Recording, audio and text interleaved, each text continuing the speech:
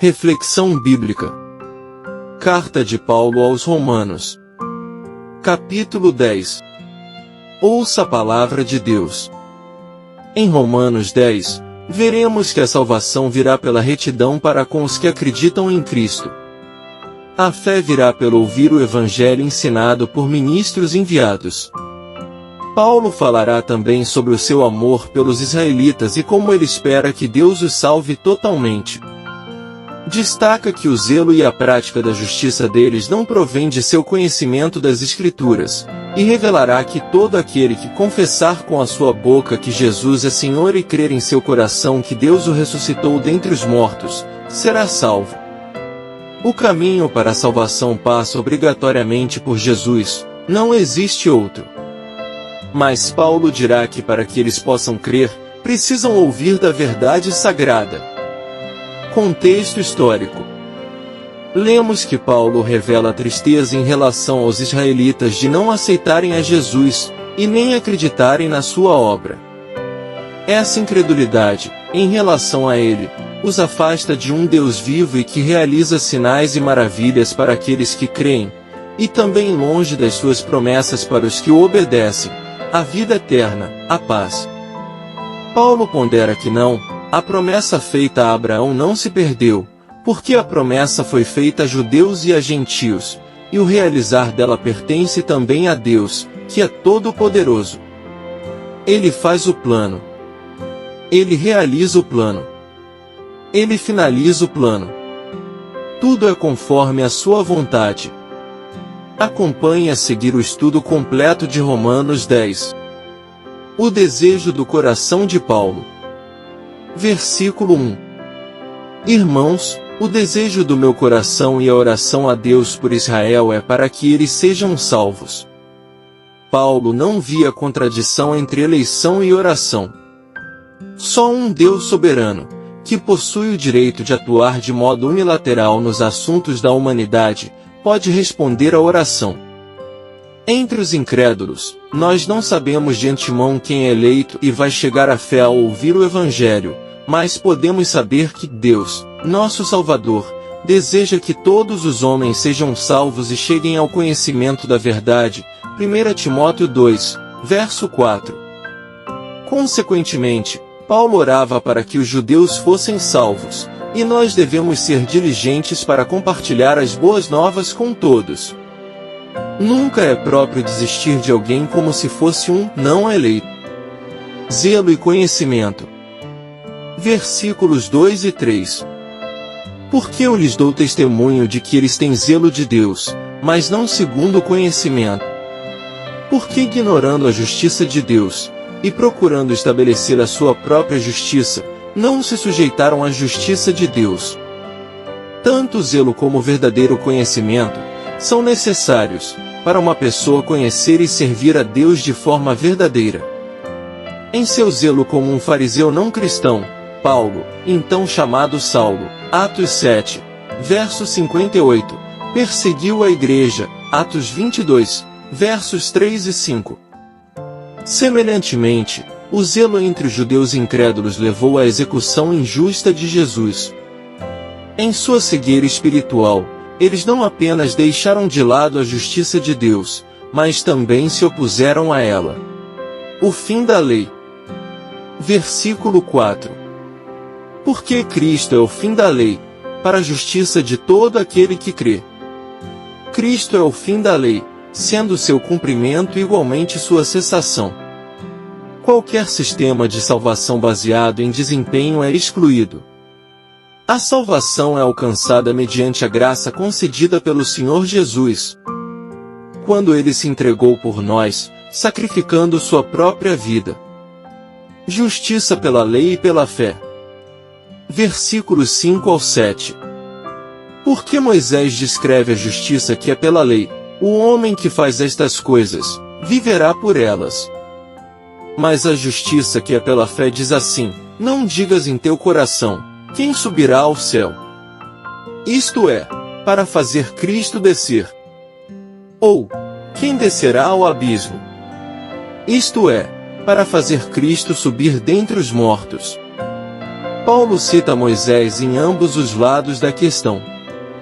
Em Levíticos 18 verso 5, a obediência à lei traz vida, mas ninguém pode cumprir a lei e obter justiça, como implícito na citação feita por Paulo a respeito de Moisés no verso 6. A justiça baseada na fé vem de Cristo. Ele é acessível. Ele morreu por nós e ressuscitou dentre os mortos. Moisés destacou que a revelação de Deus era acessível, e Paulo cita suas palavras para mostrar que Cristo também é acessível. A palavra junto de nós. Versículo 8. Mas o que diz? A palavra está junto de ti, na tua boca e no teu coração. Esta é a palavra da fé, que nós pregamos.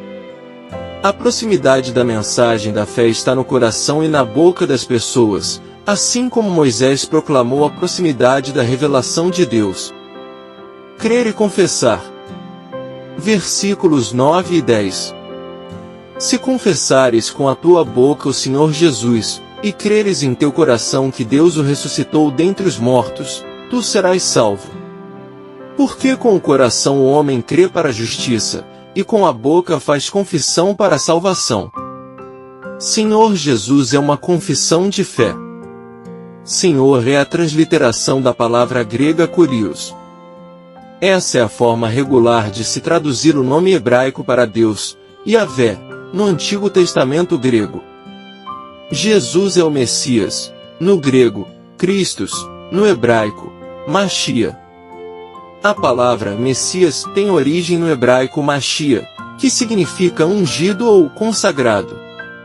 No grego, a tradução de Machia é Christos, que foi substantivado para o português como Cristo, em vez de ser traduzido por ungido, que seria o correto a se fazer. Cremos não só que o homem Jesus ressuscitou dentre os mortos, mas também que ele participa da mesma natureza de Deus.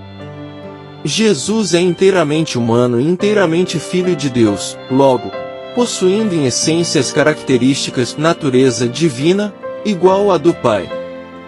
Os cristãos, por definição, acreditam e confessam essa verdade. Bem sabemos que ele deu a sua própria vida por nós e ressuscitou no terceiro dia, e que está à destra de Deus Pai Todo-Poderoso. Todo aquele que invocar, será salvo. Versículos 11 ao 13. Porque a Escritura diz, todo aquele que nele crer não será envergonhado. Porque não há diferença entre judeu e grego, pois o mesmo Senhor de todos é rico para com todos os que o invocam. Porque todo aquele que invocar o nome do Senhor será salvo. Paulo cita apoio bíblico para a oferta universal da salvação. A salvação é tanto para o judeu como para o grego, visto que o mesmo Senhor, no grego, Kurios, abençoa ricamente todos com misericórdia. A promessa é para todo aquele que invocar o nome do Senhor.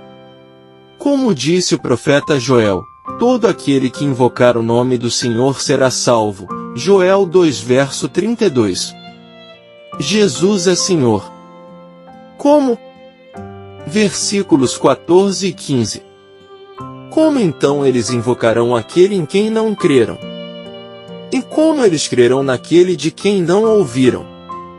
E como eles ouvirão, se não há quem pregue? E como eles pregarão, se não forem enviados? Como está escrito, quão formosos são os pés dos que pregam o evangelho de paz, dos que trazem boas notícias de boas coisas. O que deve ocorrer para que alguém invoque o nome do Senhor? Em primeiro lugar, alguém precisa ser enviado para proclamar a mensagem do evangelho e, em seguida, os ouvintes devem prestar atenção e crer. Na ausência de algum desses fatores, ninguém invoca o nome do Senhor. Povo desobediente e contradizente. Versículos 16 ao 21. Mas nem todos têm obedecido ao Evangelho, pois Isaías diz, Senhor, quem creu na nossa pregação? De sorte que a fé é pelo ouvir, e o ouvir pela palavra de Deus. Mas digo, porventura não ouviram? Sim, por certo, Pois por toda a terra saiu a voz deles, e as suas palavras até aos confins do mundo. Mas digo, porventura Israel não o soube? Primeiramente diz Moisés, eu vos porei em ciúmes com aqueles que não são povo, com gente insensata vos provocarei a ira. E Isaías ousadamente diz, fui achado pelos que não me buscavam, fui manifestado aos que por mim não perguntavam. Mas para Israel diz, todo dia estendi as minhas mãos a um povo rebelde e contradizente. Paulo citou várias passagens do Antigo Testamento para mostrar que as condições descritas nos versículos 14 e 15 tinham sido atendidas para Israel.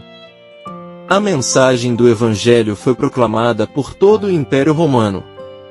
Os judeus ouviram e, simplesmente, não creram. Os gentios também ouviram, e muitos a abraçaram. As citações de Paulo revelam que a conversão dos gentios foi predita no Antigo Testamento. Basicamente, todos os povos são um povo desobediente e contradizente.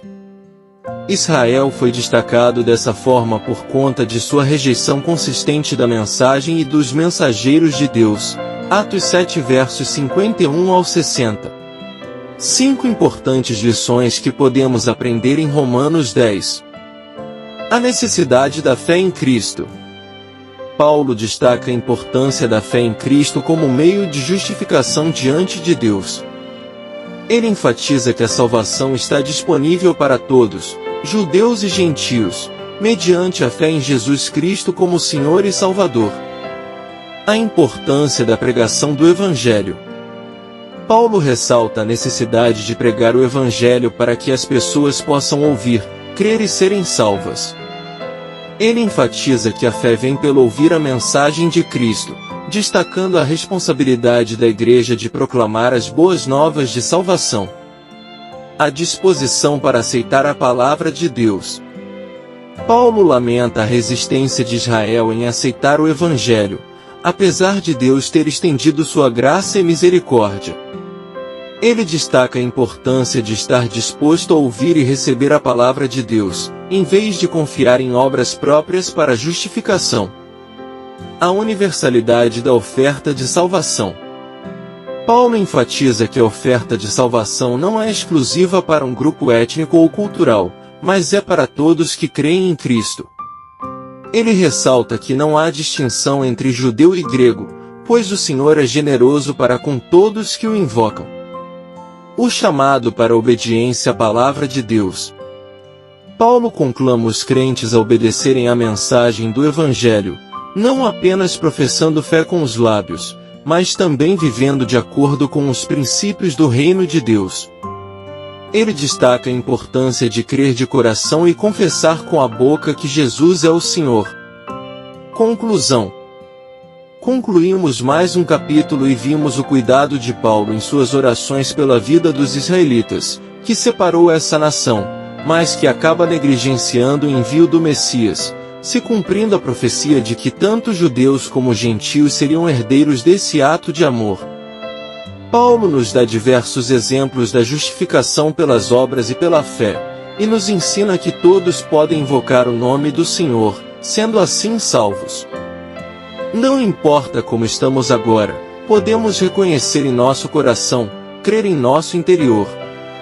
Mas, devemos declarar com nossa boca e com atos santos, o senhorio e obras de Jesus, para sermos salvos, e assim, irmos proclamar essa boa nova. Porque, é somente pelo ouvir que a fé se manifesta, ouvir sua palavra, ouvir sobre a obra de Jesus. Essa é a grande comissão de Cristo, dar continuidade à expansão de seu reino nessa terra, a fim de atrair o fim dos tempos, com um planeta transformado quase em sua totalidade na atmosfera do reino celeste. Um povo que não só aguarda como apressa a volta do Messias. Hosana!